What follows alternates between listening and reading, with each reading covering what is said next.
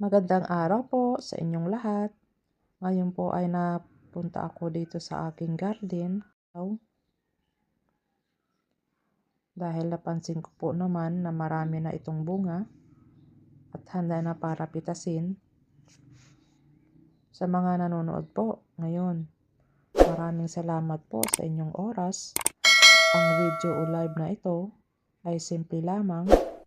Wala pong arte, gusto ko lang talagang ibahagi ang aking karanasan sa pagtatanim. Lalo na ngayon, maganda ang ani ng aking sitaw. Pagdating ko po dito sa garden, agad kong napansin kung gaano nakasagana at kalusog ang mga halaman. Nakakatuwa po talaga kapag nakikita mong lumalago ang mga tanim mo, lalo na kapag alam mong malapit na itong anihin.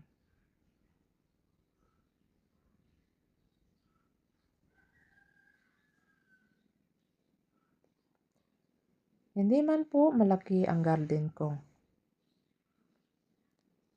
pero maayos ko po itong inalagaan.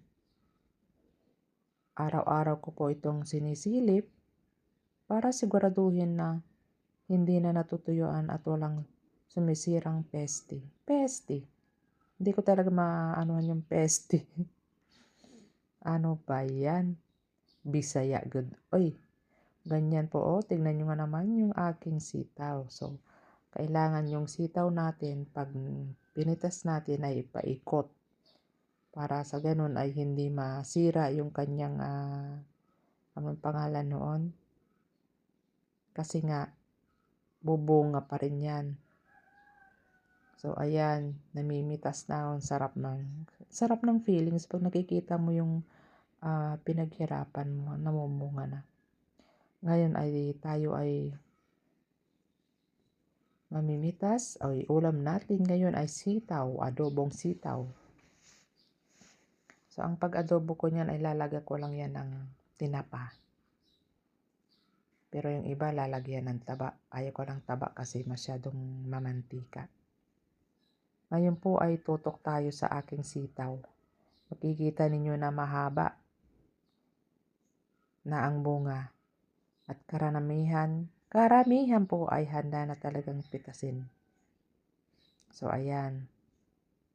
Ang sitaw po ay isa sa mga gulay na mas lalong namumunga kapag regular ang pamimitas. Ayan ang opo. O, tingnan nyo naman ang opo. Napaka-cute niya. Ganyan lang talaga siya kahaba. Kumbaga native na opo. Mas masarap yung opo na pipitasin na medyo bata-bata. Kasi pag once na ginulay mo yan ay manamis-namis. O, pwede na lang anuhan yan. Parisa ng sardinas. Nako, sarap. Yung mga kulang sa budget ay pwede na yan. Makalaos lang ng may ulam, di ba?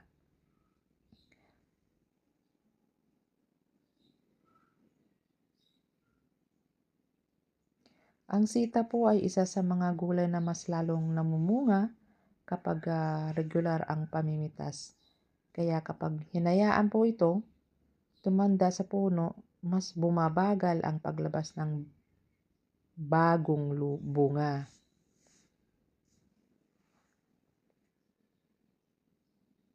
So, tuloy-tuloy lang tayong pamimitas. Tingnan nyo ho, o yan o. Ang dami na niyang bunga. Kaya ang sarap mamitas.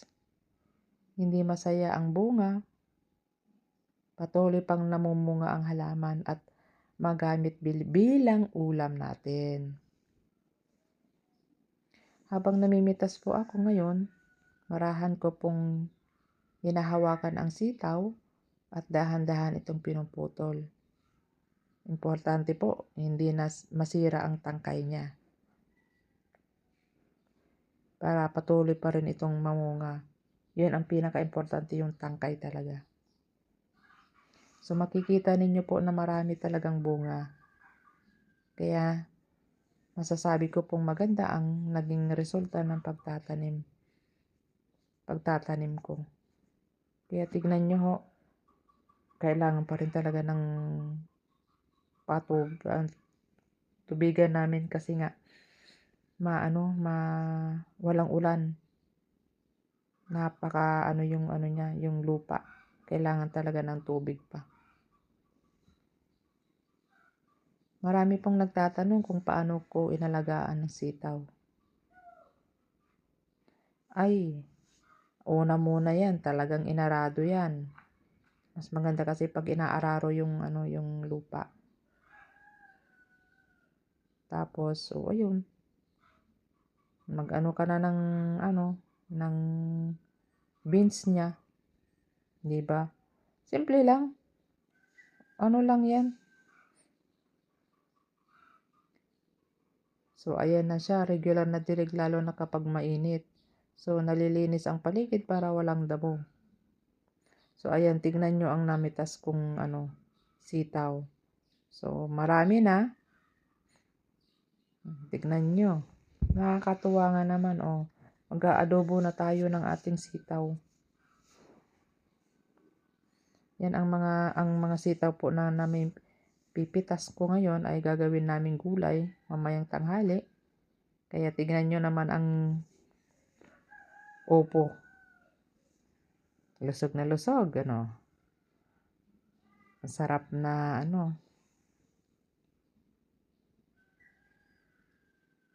Alam mong malinis at may fulfillment dahil ikaw ang nagtatanim. Habang namimitas pa ako, iniisip ko na iba talaga ang pakiramdam kapag may kinabangan ka sa inyong garden.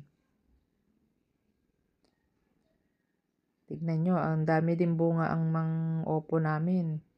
Ang sarap pa tignan nga naman.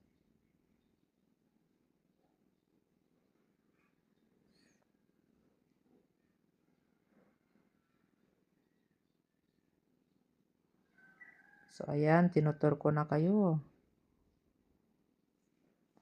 Ayan na yung aming patula. At ay kulang nga sa tubig, kaya nagkaganyan siya. Kulang talaga sa tubig. Maraming salamat po sa inyong panunood at pakikinig. Ang simpleng video o live na ito ay sana po ay nakapagbigay inspirasyon, nakapagbigay ng aral, at nakapagpasaya sa inyo.